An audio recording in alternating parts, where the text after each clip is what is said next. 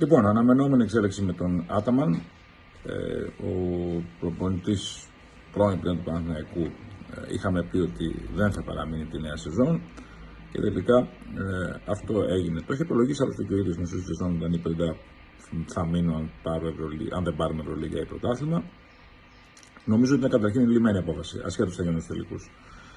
Μάλιστα θεωρώ ότι υπήρχε σενάριο και αλλαγή πραγματικά πριν, αλλά τους τελικούς, αλλά για λόγους πρεστίζ δεν προχώρησε αυτό. Από εκεί και πέρα, η θητεία του Άταμαν συνολικά είναι επιτυχημένη με μέτρο όμως. Τα πήρε όλα στην πρώτη χρονιά. Στο project τριετίας που είχε για να πάρει μια Ευρωλίγα, τα πήρε όλα την πρώτη χρονιά και αυτό έφερε μια πίεση και κρίνια μετά, αφού δεν προχώρησε το πράγμα. Πέτυχε όμως το στόχο του. Αλλά όταν γίνονται όλα στην πρώτη χρονιά, ο πύχης ανεβαίνει πάρα πολύ ψηλά. Το πρόβλημα του Άταμαν φέτος ήταν ότι έχασε τα αποδυτήρια. Κακές σχέσεις με πολλούς παίκτες, τους εξαίρεσε και δημόσια προσφορές, απέτυχε στο σχεδιασμό. Ο Σόλτς, για παράδειγμα, όπως και ο Μπράουν, μια ακόμα κάνει μεταγραφή στο ένα που δεν βγήκε τους πράσινους. Δεν είναι κακός παίκτης ο Σόλτς, αλλά δεν τον αξιοποιήσει σωστά ο Άταμαν σαν ρολίστα. Εκτός αν δεν ήξερε ότι δεν έχει σουτ.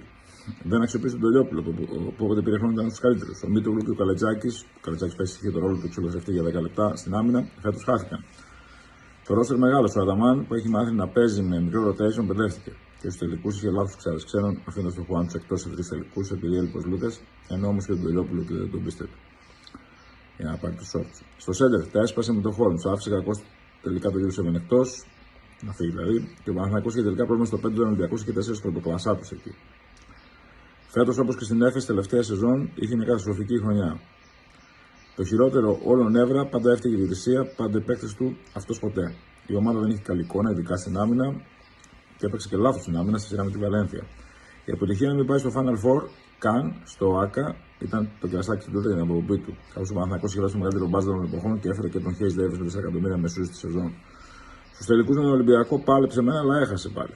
Κακό κουτσάρισμα συνολικά. Ό,τι είχε να δώσει, το έδωσε και τέλος. Έκλεισε ο κύκλος. Πετυχημένος, αλλά με κακό φινάλε.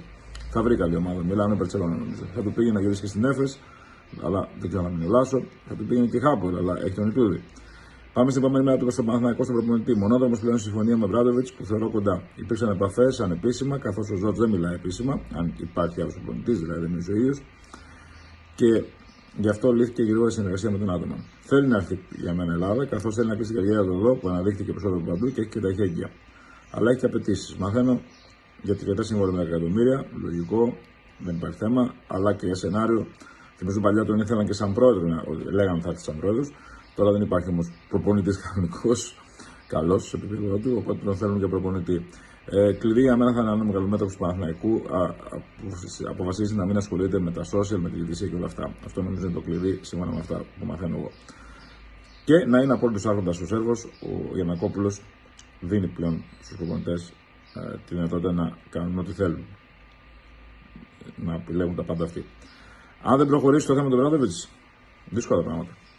Ένα όνομα έκπληξη που θα κρατήσετε, τον Μπατίστ, για πρώτος, που ακούγεται για βοηθός του Μπράντοβιτς. Γιατί δεν υπάρχουν προπονητές διαθέσιμοι. Για Σικέβιτσος δεν μπορεί, ο Σόνης πήγε στον Άρη, καλά είναι και άλλοι λόγοι που δεν θα έρχονταν πιστεύω στον Παναθηναϊκό. Ο Ετούδης επίσης είναι και στη Χάπολ. Δεν υπάρχουν ονόματα προπονητών μεγάλων αυτή τη στιγμή. Ο Λάσο, νομίζω, έχει αποτύχει τελευταία παντού. Και ο Σφερόπουλος, δεν υπάρχουν προπονητές αυτή τη στιγμή που να μπορούν να έρθουν στον Παναθηναϊκό.